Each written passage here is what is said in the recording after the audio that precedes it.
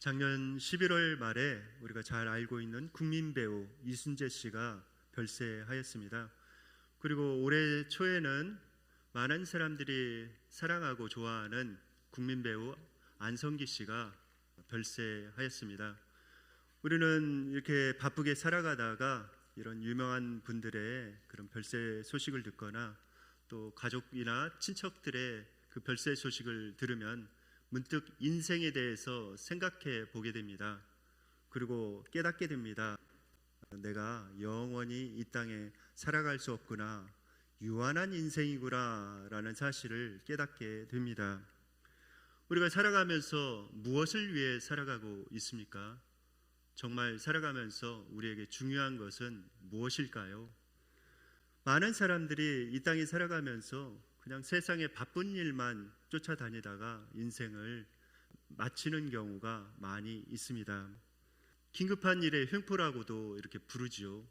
사람들이 발등에 떨어진 일, 그것만 쫓아다니다가 정작 중요한 것을 놓쳐버리고 인생을 살아갑니다. 그런데 인생이 그렇게 길지가 않죠. 학생 때는 참 긴 것처럼 느껴지고 20대 때는 참 인생이 긴 것처럼 느껴지지만 지나고 보면은 인생이란 정말 짧다는 것을 우리는 깨닫게 됩니다. 전도서 12장 1절 2절에서 우리에게 이렇게 교훈하고 있습니다. 다 함께 읽으시겠습니다.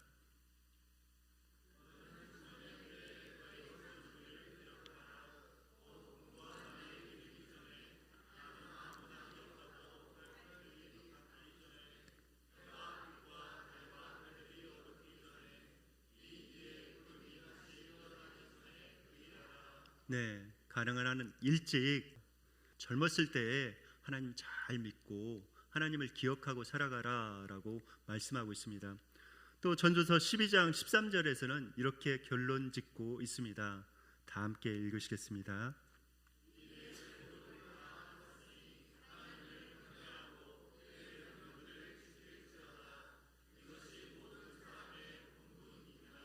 사람이 마땅히 지켜야 될 본분은 무엇인가에 대해서 우리에게 명확히 밝혀주고 있습니다. 그것은 하나님을 경외하고 그의 명령을 지키는 것이 사람의 본분이고 복이다라고 우리에게 말씀하고 있습니다. 오늘은 주기도문 마지막 강해입니다. 나라와 권능과 영광이 영원히 아버지의 것입니다 라는 부분에 대해서 살펴보도록 하겠습니다. 여러분들, 이 부분을 이렇게 성경에서 관찰하면은 어떤 특이한 점이 있다는 것을 우리는 살펴볼 수가 있습니다. 이 부분이 가로로 이렇게 쳐져 있죠. 왜 가로로 이렇게 쳐져 있을까요? 그 이유는 초기 사본에는, 성경 사본에는 이 글귀가 보이지 않았던 것입니다. 나중에 후기 사본에 보니까 이 글귀가 첨가가 되어서 나중에 이것이 첨가되었다라는 그런 사실을 우리에게 보여주고 있습니다. 그런데 왜 성경에 지우지 않고 그대로 놔두었을까요? 그리고 우리 개신교나 카톨릭 공동으로 이 부분을 여전히 이렇게 기도하고 있을까요? 그 이유는 이 부분이 상당히 신학적인 의미가 깊기 때문에 그렇습니다. 이 부분이 초대교회에서 송영으로 불려졌던 것이다 라고 이렇게 추측을 하고 있습니다. 그러니까 우리 성가대에서 어떤 찬양을 하거나 기도를 하거나 또 말씀 후에 송영을 하지 않습니까? 그런 것처럼 이 부분은 송영으로 들어졌을 것이다 라고 추측을 하고 있습니다. 그런데 이 안에 굉장한 그런 내용들이 들어가 있는 것입니다. 이것은 우리가 앞에서 드린 주 기도문을 보증하는 그런 내용입니다. 우리가 기도하고 있는 내용이 정말 하나님께서 기뻐하시는 내용인지 어떻게 알 수 있을까요? 여러분들 매일매일 기도하시는데 그 기도 내용이 정말 하나님께서 기뻐하시는 것인가 어떻게 확인할 수가 있을까요? 바로 이 송영 부분을, 오늘 주기도문 이 부분을 잘 살펴보면 확인할 수가 있는 것이죠. 여러분들, 이 송영이 없다면 마치 그것과 같습니다. 공증이 필요한 서류에 공증을 하지 않고 그냥 행정기관에 보낸 것과 같습니다. 그러면 어떻게 됩니까? 공중 도장을 이렇게 찍지 않고 보내면은 그 서류는 아무 효력이 없죠. 마치 이 송영은 그런 역할을 합니다. 송영에 이제 세 가지 주제가 나타나 있는데, 하나님께서 예수 그리스도를 통해서 우리에게 주신 약속이자 희망입니다. 그 첫 번째 내용은 바로 하나님의 나라에 관련된 것입니다. 여러분들, 하나님의 나라 하면은 무엇이 떠오르십니까? 천국 하면은 무엇이 떠오르세요?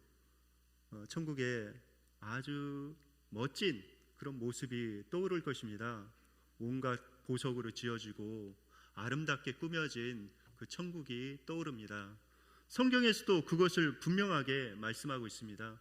요한계시록 21장에 보면은 천국이 얼마나 진귀한 보석으로 이루어졌는지 우리에게 설명해 줍니다. 요한계시록 21장 21절 말씀 다 함께 읽으시겠습니다.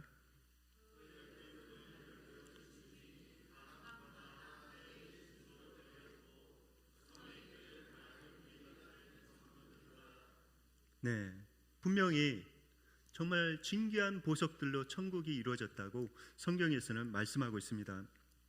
그런데 우리가 본질적인 의미에서 그것이 천국인가라고 이렇게 생각해 보아야 합니다.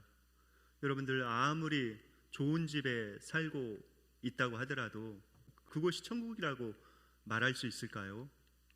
그렇지 않죠. 진짜 그곳이 천국이 되려면은 하나님의 다스림이 있어야 합니다. 하나님께서 온전히 통치하시고 다스려야 그곳이 진정한 천국이 되는 것이죠.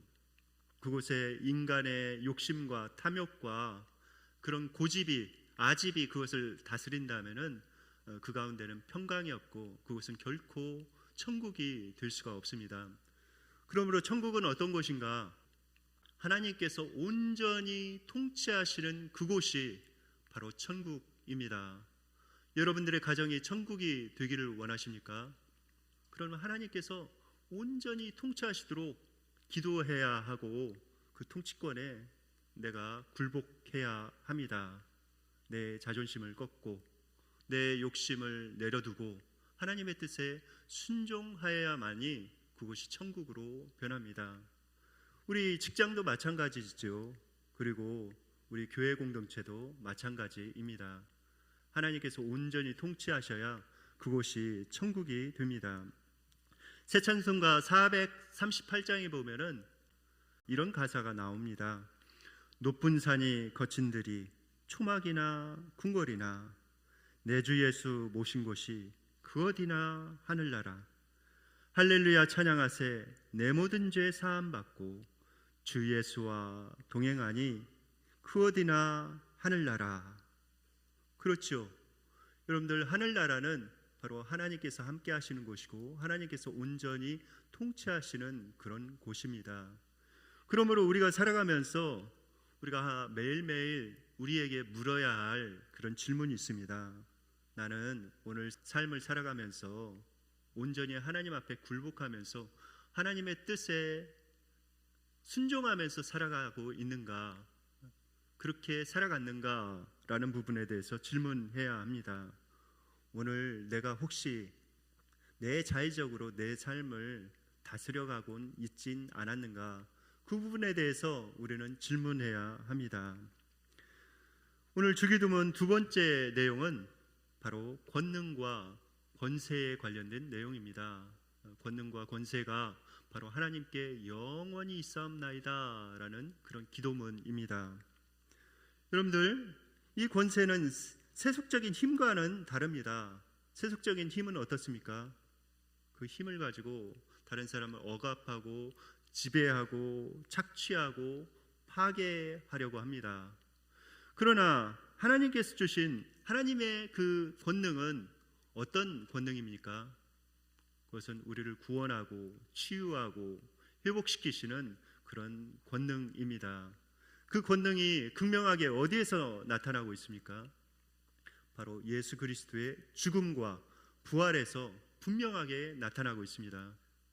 예수 그리스도께서 십자가에서 우리의 모든 죄와 허물을 지시고 죽으셨습니다.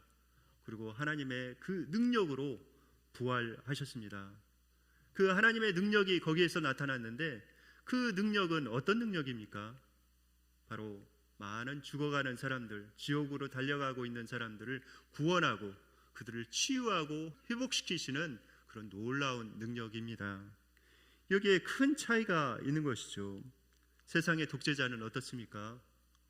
그 권세, 그 권능을 가지고 그는 세상 사람들을 착취하고 자신이 편하게 살고 또 자신의 이름을 높이기 위해서 그렇게 살아갑니다. 그러나 우리 하나님께서는 그렇지 않죠. 하나님의 권세는 우리에게 사랑을 베풀기 위함이고 은혜를 베풀기 위함입니다. 이스라엘 민족들이 출애굽해서 광야를 지났습니다. 그런데 하나님께서 그 권능의 손으로 이끄셨죠. 낮에는 구름 기둥으로, 밤에는 불 기둥으로 그들을 인도하셨습니다. 그리고 광야에서 먹을 것이 없었는데 만나를 내려서 그들을 인도하셨습니다. 성경에서는 이렇게 말씀하고 있습니다. 신명기 8장 4절 말씀 다 함께 읽으시겠습니다.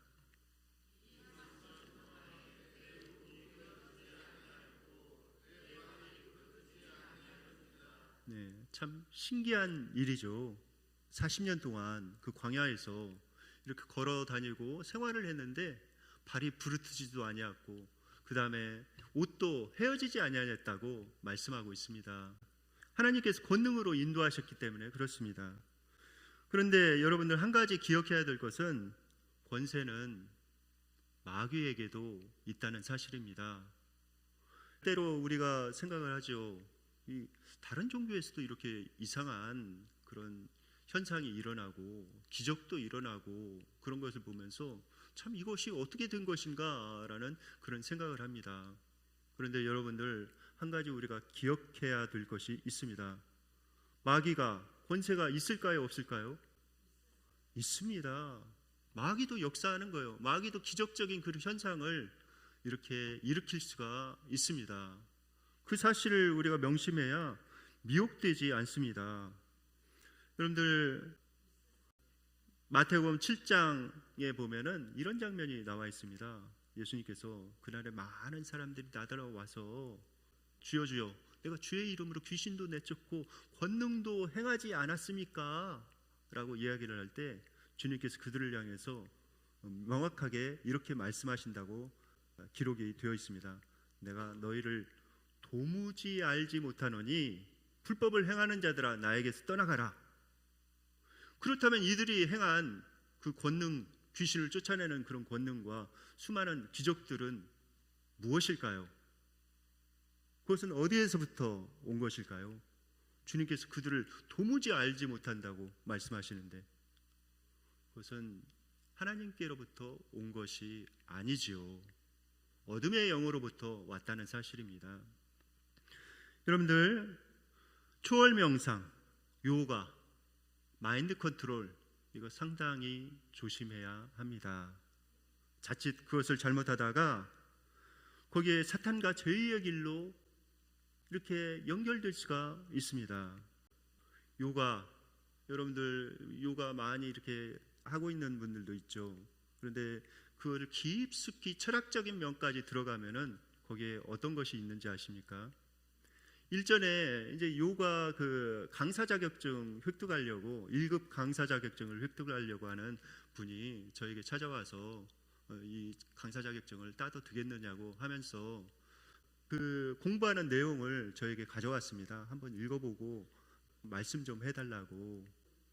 그래서 그 1급 강사 자격증을 이렇게 따려면은 아주 복잡한 철학적인 내용까지 다 공부를 해야 되더라고요. 그런데 그 요가가 어떤 철학적인 배경에서 이렇게 나왔는지 거기에 잘 설명이 되어져 있었습니다. 제가 읽어보니까 종교 다원주의가 그 안에 딱 들어가 있더라고요. 그리고 거기에 보면은 자신이 수련해서 이렇게 절대 경지까지 올라갈 수 있다. 그런 내용이 들어가 있는 것을 보았습니다. 그러므로 여러분들 그런 부분을 상당히 우리가 경계를 해야 합니다. 어둠의 영과 접촉되지 않도록 우리는 경계를 해야 하지요. 또 한 가지 우리가 생각해야 될 것은 무엇인가? 그런데 사단의 권세가 아무리 크더라도 하나님의 권능 앞에는 아무것도 아니라는 사실입니다. 고린도전서 15장 55절로 57절 말씀 다 함께 읽으시겠습니다.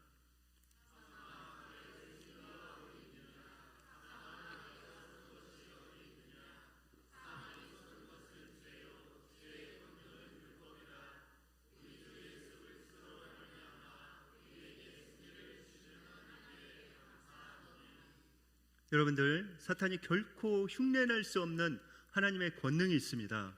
그것은 무엇일까요?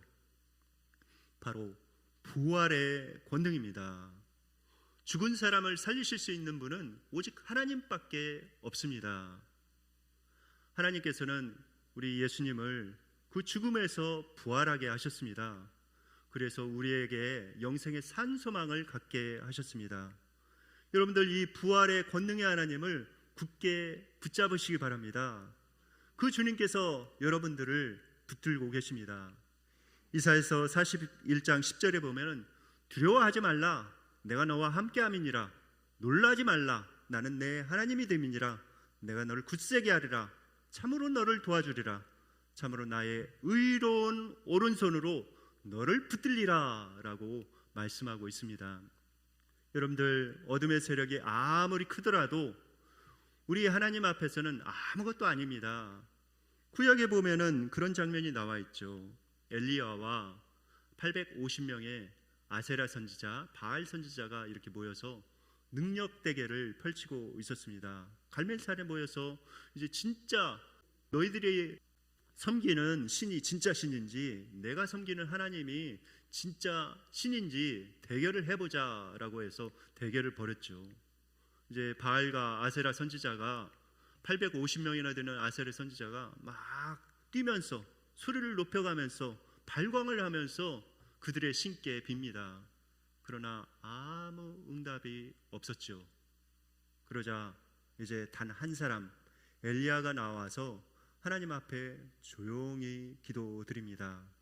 하나님, 이제 참신이 누구인지 보여주십시오 라고 했을 때 하늘에서 큰 불이 내려와서 그 제단을 다 사르고 또 도랑에 부은 물까지도 다 증발시켜 버렸습니다. 그것을 보면서 사람들이 정말 깜짝 놀라게 되었죠. 그래 하면서 고백합니다. 여호와 그는 하나님이시로다, 여호와 그는 하나님이시로다 라고 고백합니다. 여러분들, 우리가 섬기는 하나님께서 참 하나님이시오 능력의 하나님이십니다. 그 능력의 주님을 의지하고 승리하시기를 바랍니다. 오늘 본문에 보면은 또 한 가지, 영광도 영원히 주님의 것입니다 라고 우리에게 가르쳐 주고 있습니다. 세상의 영광 어떻습니까? 세상의 영광은 영원하지가 않죠. 대통령 어때요? 참 영광스러운 그런 자리이죠. 그런데 대통령도 그 기간이 있습니다. 거기에서 내려와야 되는 그 때가 딱 있는 것이죠. 잠깐뿐입니다. 세상의 영광이 그와 같다는 것입니다. 마치 꽃이 시드는 것처럼 세상의 부귀 영화는 다 시들어서 없어진다고 말씀하고 있습니다. 그러나 하나님의 영광은 어떻습니까? 하나님의 영광은 결코 쇠하지 않습니다. 영원토록 지속되는 영광이 하나님의 영광입니다. 이사야서 42장 8절 말씀 다 함께 읽으시겠습니다.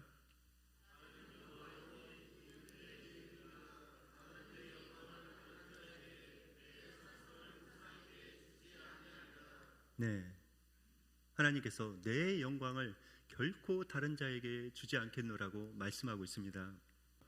여러분들, 하나님께서 피조물을 창조하신 이유가 무엇일까요? 그것은 하나님께서 영광 받으시기 위함입니다. 특별히 하나님의 형상대로 우리를 창조하신 이유가 무엇입니까? 그것은 하나님께서 예배를 받으시고 영광 받으시기 위해서 우리를 그렇게 창조하신 것입니다. 그러므로 우리가 하나님의 영광을 위해서 살아가야 합니다. 하나님께 영광을 올려드릴 때 하나님께서 우리를 창조하신 그 창조 목적에 딱 맞게 살아가는 것입니다. 가장 행복한 삶이 되어집니다. 그리고 하나님께서 그 사람의 이름을 높여주십니다. 하나님의 영광을 드러낼 때 하나님께서 그 사람의 이름도 높여주지요. 그러므로 우리가 살아가면서 하나님의 영광을 위해서 살아가야 합니다. 그런데 한 가지 우리가 질문을 해봐야 합니다. 그렇다면 하나님께 영광 올려드리는 그 삶은 어떤 삶인가? 어떤 삶일까요? 헬라어 원어에 보면은 영광이란 어떤 뿌리를 나타냅니다. 그러니까 마음 깊숙한 곳에서 무거운 비중을 하나님께 드린다는 그런 의미입니다. 좀 어렵죠? 이것을 쉬운 말로, 여러분들이 잘 알아들을 수 있는 말로 이렇게 바꾸자면은 하나님 앞에 칭찬이 돌아가게 되는 그런 것을 의미하고 있습니다. 그래서 우리가 질문을 해봐야 합니다. 나의 삶을 통해서 하나님께서 칭찬을 받고 계신가? 그 부분을 잘 질문해 보면 되죠. 내가 진짜 하나님의 영광을 위해서 살아가고 있는가? 우리가 정직하게 우리 자신에게 질문해 보고 진짜 하나님 앞에 칭찬이 돌아가도록, 하나님께서 영광 받으시도록 우리의 삶을 살아가야 합니다. 로마의 황제 트라잔이라는 그런 황제가 있었습니다. 또 그때 당시에 굉장히 유명한 그 학자요 랍비인 여호수아가 있었다고 합니다. 트라얀이라는 그 황제가 이제 학자인 여호수아를 이제 로마 황제궁에 데려왔습니다. 그러면서 그에게 이렇게 이야기를 합니다. 너는 나에게 하나님을 보여달라라고 하면서 그를 위협합니다. 그러자 이제 이 학자인 여호수아가 이렇게 이야기를 합니다. 죄 있는 사람이 하나님의 영광을 보면은 살아날 수 있는 사람이 하나도 없습니다. 그 이야기를 듣자 그가 이제 이렇게 이야기하면서 그를 협박합니다. 아니, 그런 말로 얼렁뚱땅 넘어가려고 하지 말아라. 하나님을 나에게 지금 보여달라라고 하면서 그가 위협을 합니다. 그런데 마침 그때에 그 황제가 앉아있는 그 자리에, 그 궁에 햇빛이 찬란하게 이렇게 비춰옵니다. 그러자 이제 학자인 여호수아가 이렇게 이야기합니다. 황제여, 그렇다면 이제 저 태양을 바라보십시오 라고 이야기합니다. 그러자 황제가 눈을 들어서 이렇게 태양을 바라봅니다. 그러다가 황제가 이야기를 하죠. 아니, 눈이 부셔서 도저히 그 태양을 볼 수가 없다라고 이야기를 합니다. 그러자 이 학자인 여호수아가 그에게 이야기합니다. 그거 보십시오. 하나님께서 만드신 그 피조물인 저 태양도 바라보지 못하는데 그것을 만드신 하나님을 어떻게 보시겠다고 말씀하시는 것입니까? 여러분들, 그렇습니다. 하나님의 영광은 대단히 정말 휘황찬란한 놀라운 영광입니다. 그런데 여러분들 아십니까? 우리가 천국에서 그 영광을 누리면서 살 수 있다는 사실을 아십니까? 천국은 어떤 곳입니까? 빛이 필요 없는 곳입니다. 왜냐하면 하나님 그분 자체가 빛이기 때문에 하나님의 영광이 가득 차 있는 곳이 바로 천국입니다. 여러분들, 우리가 그 천국의 백성으로 살아갈 수 있다는 사실이 얼마나 놀랍습니까? 항상 우리가 감격을 가지고 기쁨을 가지고 살아가야 합니다. 오늘 우리는 나라와 권능과 영광이 영원히 아버지의 것입니다 라는 기도 우리가 배웠습니다. 우리가 죽으면서까지라도 이 기도문을 하나님 앞에 올려드릴 수 있기를 바랍니다. 우리의 삶을 통해서 나라와 권능과 영광이 아버지께 영원히 있사옵나이다 라고 기도할 수 있는 우리 모두가 되기를 예수님의 이름으로 축원드립니다.